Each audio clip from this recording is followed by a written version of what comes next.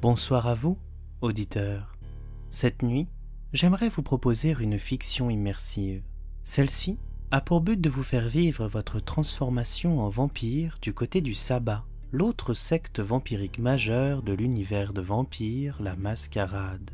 Le montage vidéo est simplifié, de sorte à ce que vous vous concentriez davantage sur le récit énoncé. Je vous recommande de vous munir d'un casque ou d'écouteurs afin de vous immerger pleinement dans la scène. Si cette vidéo vous a plu, n'hésitez pas à laisser un petit pouce bleu, à la partager et à vous abonner. Sur ce, découvrons tout de suite le récit de votre supplice. Vous vous éveillez brusquement de votre torpeur. Vous êtes allongé sur le ventre et votre premier réflexe est de vous redresser. Une fois assis, vous vous rendez compte que l'endroit où vous vous trouvez vous est inconnu.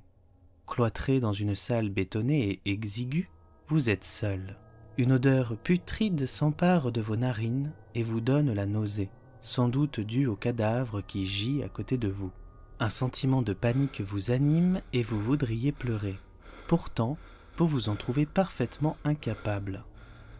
En fond de bouche, vous avez un goût de sang ferreux et désagréable.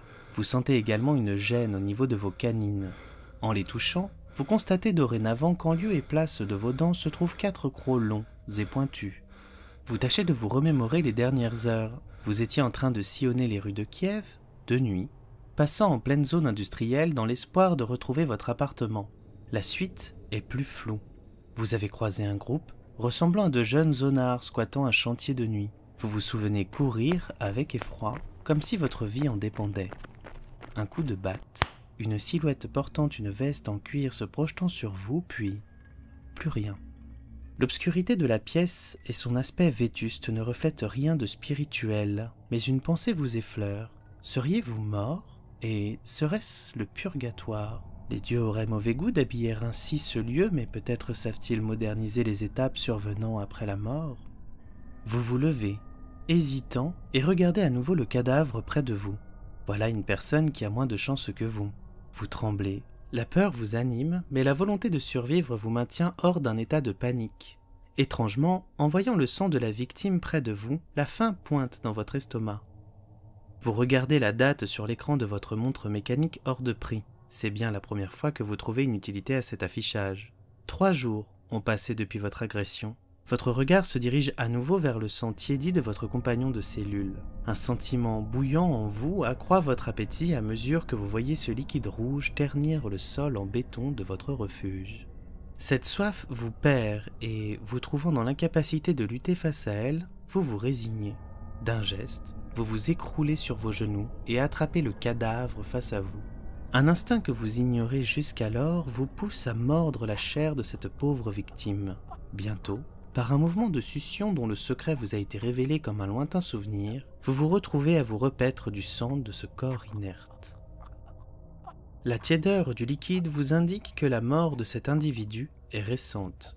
Votre éthique vous accable et vous savez pertinemment que cet acte est barbare et inhumain. Mais ce sentiment de confort et de plaisir vous envahissant est bien trop grand pour que vous puissiez vous résoudre à abandonner votre proie.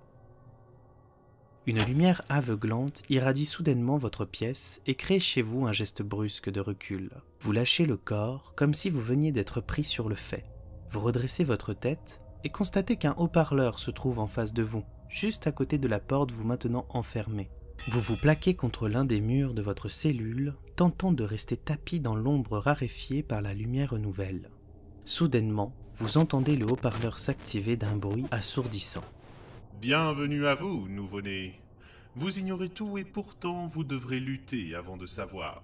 Nous vous recommandons vivement de vous nourrir du repas que nous avons généreusement laissé à votre disposition. Un petit indice, servez-vous de vos crocs. Le jeu va enfin pouvoir débuter. Mes amis, vous venez de vous réveiller de votre première torpeur. Vous êtes à présent des vampires. Ne nous remerciez pas trop tôt de ce don que nous venons de vous accorder. Il faut d'abord savoir si vous pourrez nous être utile. Voici les règles du jeu. Lorsque j'aurai terminé mon allocution, votre cellule s'ouvrira. Vous tomberez dans un labyrinthe au mur en béton. Au centre de ce labyrinthe sera mise contre vous la légendaire Maria Utreniaia, membre de la société de Léopold et grande chasseuse de vampires. Votre objectif? Tuer Maria avant qu'elle ne vous tue. Ceux qui survivent auront le droit de faire leurs preuves à nos côtés. Les autres, bonne nuit. Le haut-parleur se coupe et la porte de votre cellule s'ouvre. Vous vous sentez papillonner, vous tremblez et les paroles de l'homme derrière le haut-parleur vous ont donné la nausée. Vous vous levez et vous dirigez vers la porte, à présent ouverte. Mais avant de sortir, vous êtes pris d'un violent spasme au niveau de l'abdomen. Vous vous appuyez d'une main contre le mur et vomissez le sang ingurgité plus tôt. Après quelques crachats, vous sortez de la pièce. De là, vous atterrissez dans des couloirs étroits mais aménagés dans un grand entrepôt. Les murs du labyrinthe ne font pas toute la hauteur des murs de l'entrepôt et vous pouvez voir qu'au-dessus, un public vous admire. Des silhouettes, certaines n'ayant même pas la forme humaine. Mais la lumière étant forte au cœur du labyrinthe, vous ne distinguez pas clairement les individus vous observant. Alors que vous commencez à marcher lentement, sans réellement comprendre où vous devez vous diriger, vous entendez un premier coup de feu, suivi d'un cri.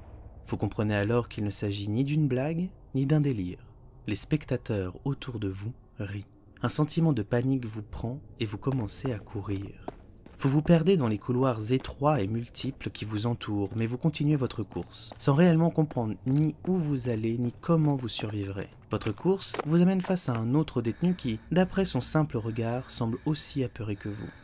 Pourtant, ce dernier, pris de panique, vous fonce dessus et espère bien vous abattre. Vous vous faites plaquer violemment contre le mur avant d'essayer de vous débattre. Votre agresseur vous étrangle, mais étrangement, à part un inconfort proprement physique, vous ne vous sentez pas étouffé. Vous serrez les poings et, apeuré, vous vous concentrez sur l'éclairage puis l'ombre de votre bourreau. En fixant cette ombre, vous la voyez se modeler, s'animer, se détacher de son possesseur et bientôt envahir le couloir pourtant trop éclairé de la pièce. Ne comprenant pas, vous regardez votre assaillant totalement paniqué. L'ombre se matérialise comme quelque chose de brûlant et d'envoûtant. Elle vient engouffrer le visage de celui qui vous étrangle et vous voyez sa chair brûler de vos yeux. Il vous lâche, hurle à l'agonie et s'écroule brutalement sur le sol. L'ombre, ensuite, vient se confondre dans la vôtre et disparaît. Vous restez interdit quelques secondes, puis regardez vos mains. Vous regardez autour de vous et personne. La seule chose que vous sentez, c'est votre soif qui revient suite à cette expérience. Mais le cadavre au sol ne vous paraît guère appétissant. Vous poursuivez votre chemin sans comprendre si vous étiez à l'origine de cette manifestation ou s'il s'agissait simplement d'une des composantes de ce jeu. À force de cavaler, les heures passent. Autour de vous, vous entendez des coups de feu à plusieurs reprises et les spectateurs rire et se réjouir de ces quelques festivités. Vous croisez parfois des cadavres.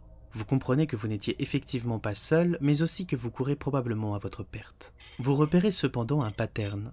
Tous les corps ont précisément l'impact au niveau de la cage thoracique, en plein centre, et le projectile semble être un pieu de bois long d'une dizaine de centimètres. Qui que soit cette Maria Utreniaia, elle ferait une adversaire redoutable, et n'aurait sans doute aucun mal à vous tuer. Pourtant, votre corps entier désire survivre et semble s'armer d'adrénaline.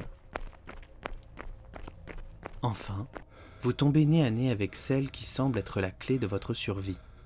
Elle a un teint plus rose que les autres corps que vous avez pu admirer jusqu'alors, vous y compris, et tient dans sa main gauche une sorte d'arme à feu chargée des mêmes projectiles que vous aviez observés plus tôt sur les corps rencontrés. Elle vous vise et tire avec précision. Vous hurlez et esquivez par pur instinct ce premier projectile.